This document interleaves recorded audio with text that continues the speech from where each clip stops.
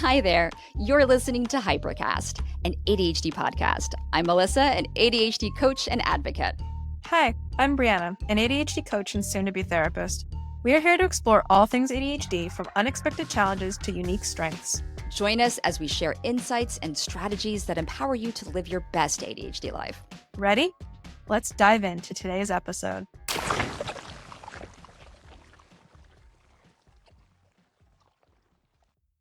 Hi, listeners. Welcome back to Hypercast. Brianna, are you here with me? Are you there, Brianna? Are you still alive? I sometimes forget that this is not a visual format, that I have to speak with my mouth and say words. Hi, listeners. I am here. Today's topic is ADHD in the workplace. We spend 1/3 of our lives at work, and a lot of us struggle with the whole work thing. Yeah, we spend 1/3 of our lives in the workplace. I don't want to spend 1/3 of my life in the workplace. Work does not bring joy for me. It is something that I have to do in order to pay my bills and to eat and to do the things I want to do, like traveling and adventure. And I think that work can be this all encompassing thing that people want to find fulfillment in and purpose through. And if they're not working, then do they have value? But that's one society's perspective on work, because I do believe that you have value outside of productivity. There are cultural differences when it comes to the mentality of work, depending on where you live. We may be a small world or connected by this wonderful thing called the internet, but there are some big cultural divides when it comes to work and how we view it. Yeah, absolutely. I know the US has the American dream and this pull yourself up by your bootstraps mentality of, if I just worked a little bit harder, a little bit longer. And then there's also this weird cultural pride around, oh, I was at the office until 10 p.m. last night. And like, I don't see my family ever. Like, I haven't been home for weeks now, and I'm just dedicated to the grind and got to get that bread. And that's exhausting for a neurotypical and nearly impossible for someone who is disabled. And ADHD is a disability, and it often comes with friends, as we've talked about, chronic illness, fatigue, depression, anxiety. And just that constant level of go is not healthy for anyone. No. And it just causes burnout. Yeah. I was having a conversation with a friend of mine, and they were struggling with their own personal view of success because the Mhm. way they were raised is that success means that you wake up at 5 o'clock every morning, you get 4 hours of sleep, that you get yourself to the office and you just grind. And I'm like, is that really your view of success? What about family? What about fun? What about personal care? It's hard to really enjoy your life if your life is a 12-hour grind 7 days a week. Yeah. I was talking to someone about this as well. And they also had this perception that you have to get up in the morning and you have to start work and you have to be productive and you have to do this in a certain time period, in a certain way. And that way is the neurotypical way, right? That's what society views as success. That's what society views as productive, and productivity equals success at least in the States and Canada. I've lived the anxiety of having a job that will fire me if I don't make it on time. I've been Yeah. fired from not making it to a job on time. The mortification and the self-doubt and the depression and anxiety that all just like churns up can be unbearable. I feel like I'm being a Debbie Downer right now, but in trying to combine having, I don't want to say even like having a fulfilling work life. No, just being able to work in the world and then take care of ourselves and not be exhausted by the end of the day. It just sometimes just feels impossible.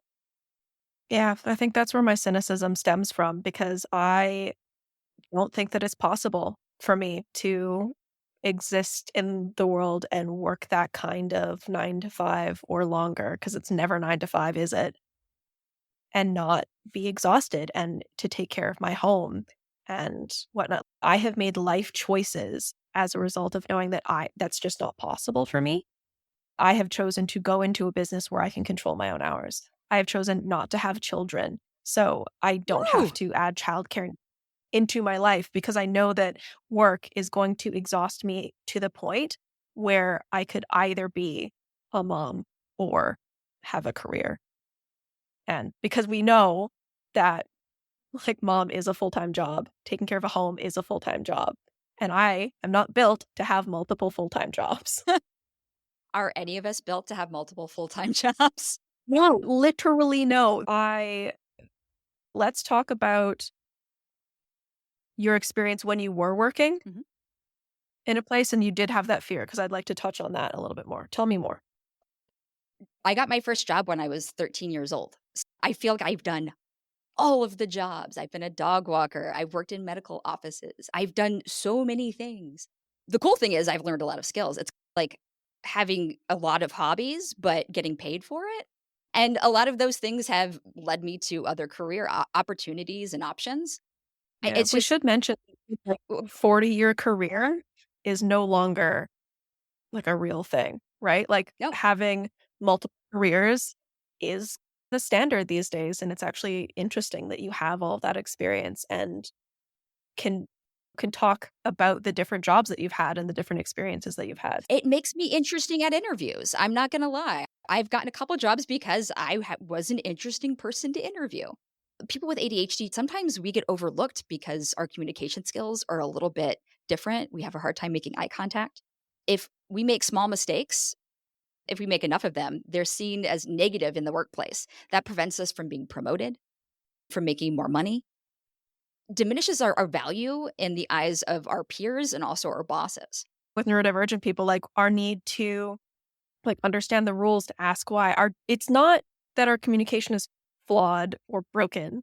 It's that we have different requirements, and when those requirements aren't met, we get confused. We're not able to complete the task if we don't know why, if there aren't clear instructions, if there's not a support system there.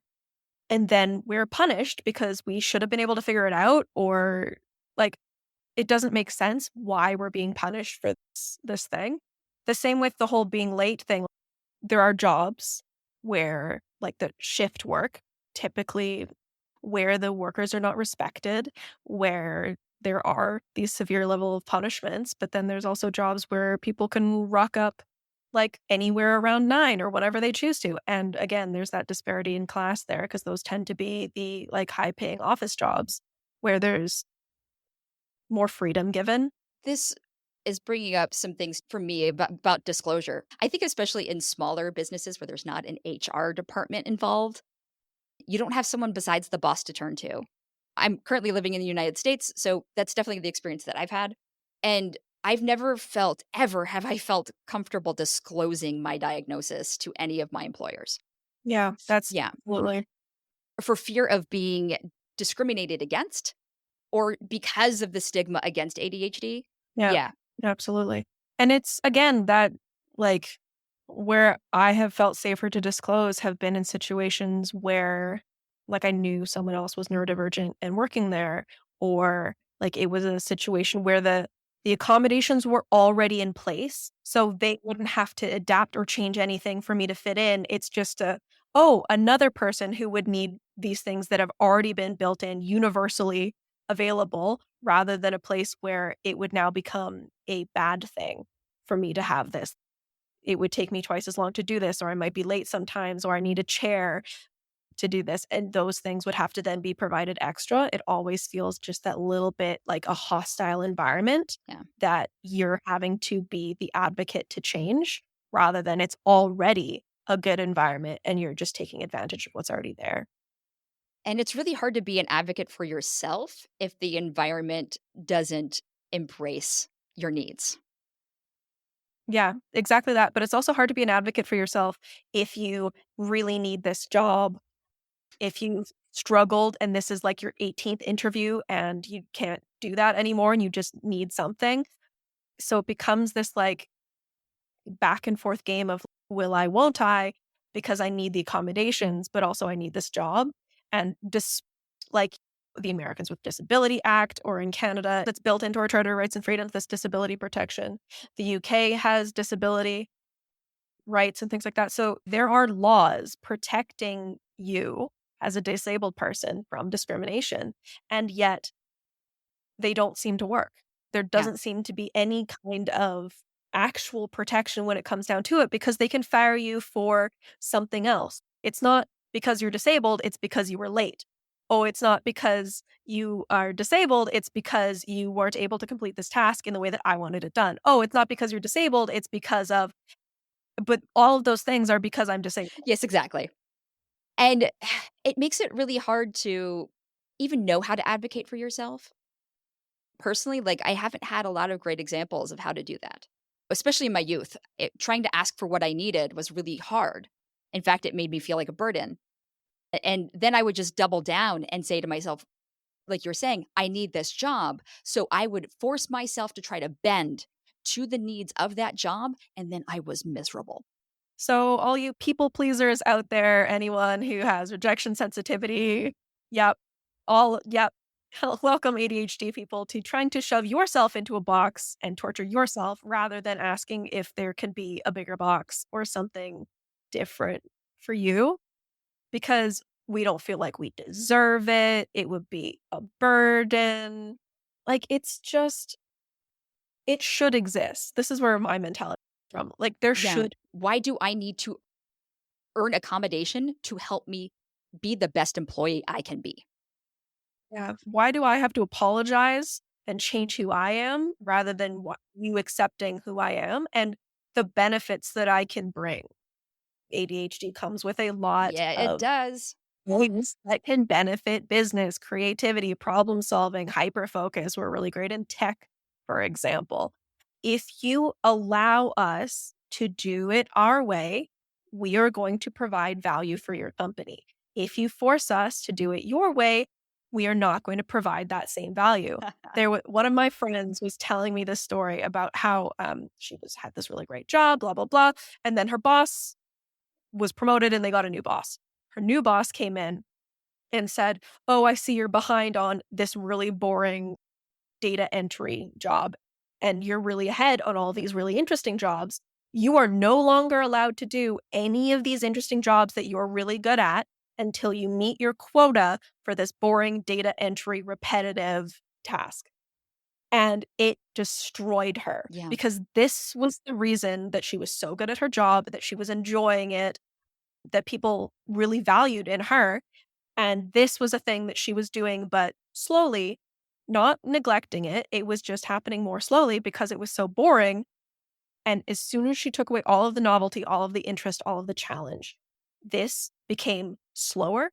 She did not get as much work done. She dreaded going in, had mental health symptoms and things like that. And it's from one boss who didn't understand that this was the reason the stuff that she was good at was the reason that she was able to do the data entry piece. And they took away her accommodations and gave her something, and it didn't work out. That makes me so sad. So, real quick, Mhm. I don't know if you could help me answer this question, but how can we, as people with ADHD, like I mentioned in my youth, I really struggled with even knowing how to stand up for myself, how to ask for accommodation.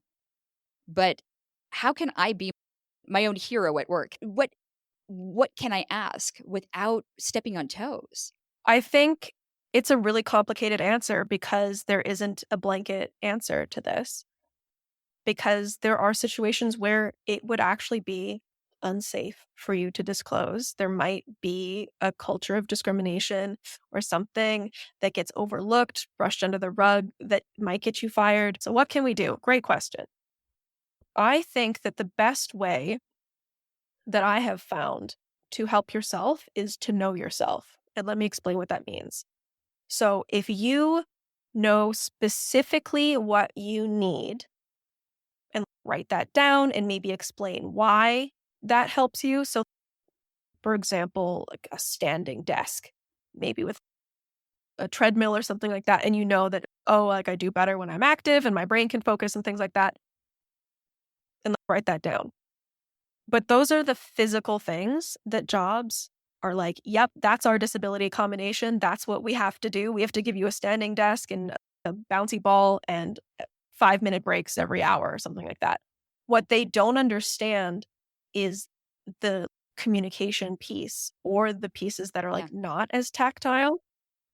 And that's where you really have to know yourself. So if you're like, hey, I need verbal instructions, but also written instructions, I need the written instructions explained to me verbally, then ask for that because they're more likely to say, oh, yeah, you need these written instructions verbally, absolutely no problem, versus you saying, hey, I'm disabled. I need you to change the way you give me instructions.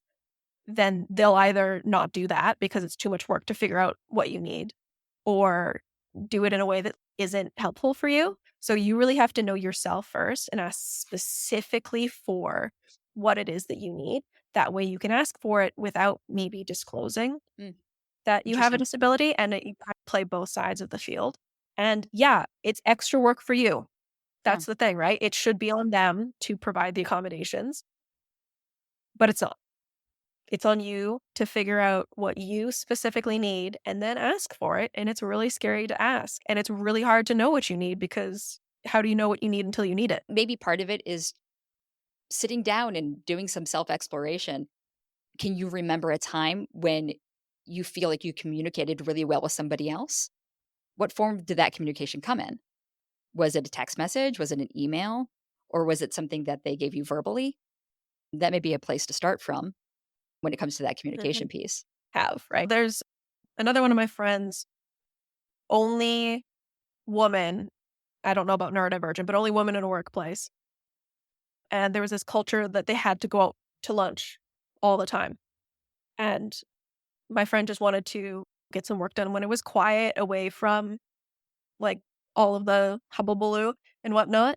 But because she chose not to go out to lunch one time, she was passed over for a promotion that she had almost effectively been promised.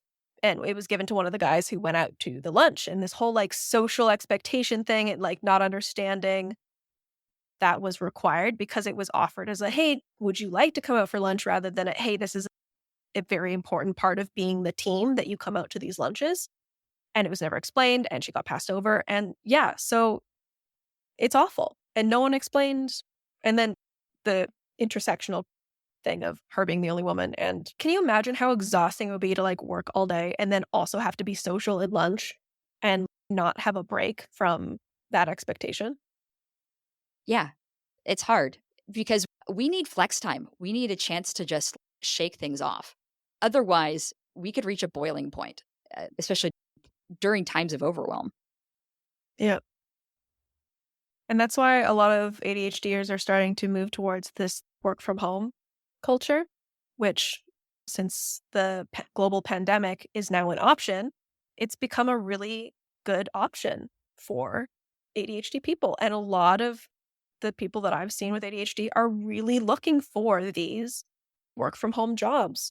It's like a data analyst or a copy editor or anything that they don't have to go into an office for because it allows you to not be on your feet all the time. It allows you that flex time. You don't have to put that mask on because you don't have to do that social thing. But then on the flip side, having to go into the office creates a structure and a routine.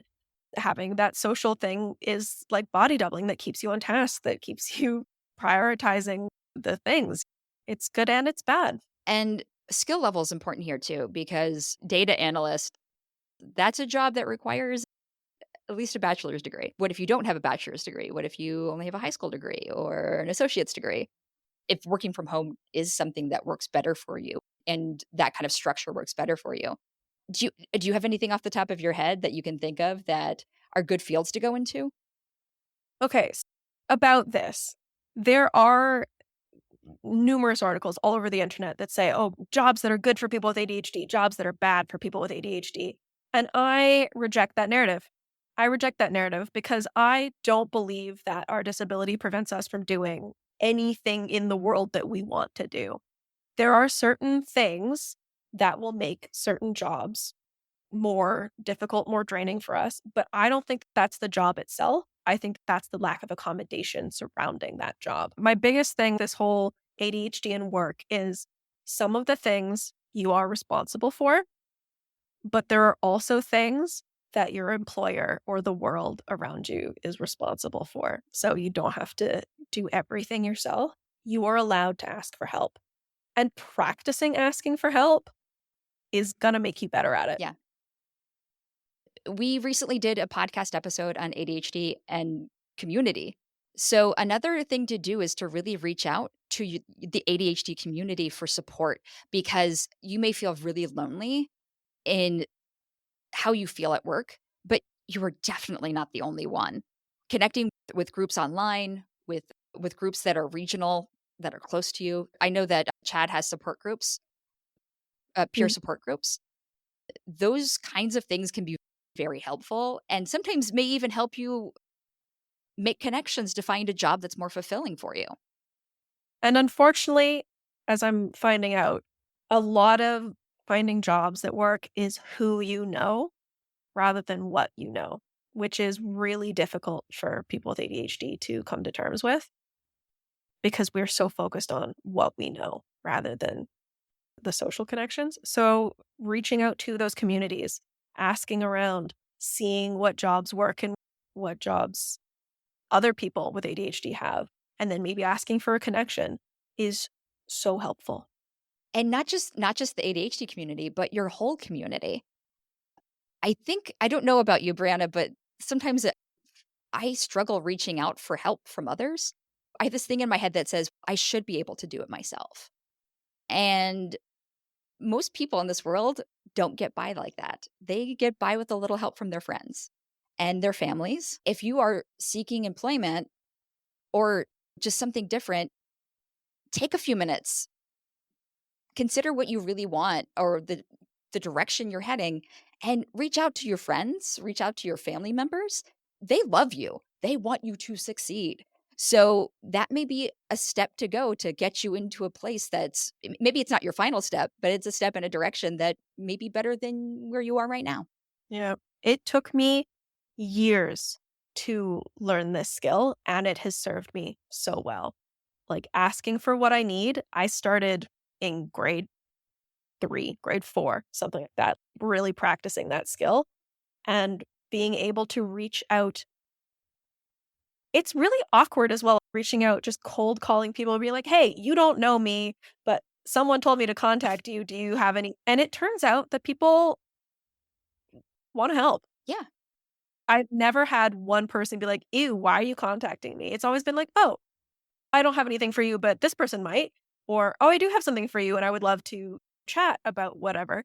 And so many people who are like friends of friends or whatever have just been so generous with their time. And it's not always obvious that is the case because we live in a world where we feel othered and we feel the discrimination, we feel the stigma. So realizing that people want to help isn't really intuitive. Yeah. We can't survive as an island. No, people are not designed to be alone. It also took me years to learn that. I love Years of therapy to I learn. love that you say you've been working on this since you were like 4th grade. I'm like, I've been working on it since I was like 38. This is not it's not a science. We are going to reach these realizations at different times in our lives. And guess what? That's okay. But wherever you are right now, that's okay too. So today's your starting point. I have to remind myself of that every single day that today's today, tomorrow's tomorrow, and live right now in today. That I'm still working on. See, we all have our things. Lifelong work. So I'm sorry that you couldn't get anyone listening to this podcast a job, but hopefully some of this information has helped. And even if it's just commiserating with the fact that it sucks, even if it's that has helped make it feel a little bit more normal, like you're not suffering alone. Yeah. Yeah, we are not suffering alone. Oh, that sounds really depressing. We're suffering together. We're suffering together here. Yay! Now it sounds positive. Well, actually, I think sometimes when we're together, it instead of being suffering, it becomes community. It becomes a place to start from and to be able to process through these things. Yeah. There are studies that say that complaining actually is how one of the fastest ways to form friendships and like gossiping can form bonds. between people. Having a place to complain and say that the world is and getting a job is hard, and it's helpful. It helps you form community. Well, this community will stand upon the world is and getting jobs that we love is hard. But not impossible. But not That's the impossible. positive bit. You can do anything that you put your mind to. And I know that sounds like some Thomas the Tank Engine, but realistically, it'll be hard, but it's not impossible. I want to add to that, knowing is half the battle. G.I. Joe. All right. Thank you for joining us. Bye. And knowing is half the battle. G.I. Joe! Thanks for joining us on this episode of Hypercast. If you've enjoyed today's episode and want to stay connected, be sure to rate and subscribe. And check out the show notes for links to our social media and websites. Whether you're seeking practical tips, heartfelt stories, or just a sense of community, Hypercast is here for you. Remember, you're not alone in your ADHD journey. Together, we can navigate the highs and lows with courage and compassion. So until next time, take care, stay curious, and keep embracing your unique neurodiversity. Catch you on the next episode of Hypercast.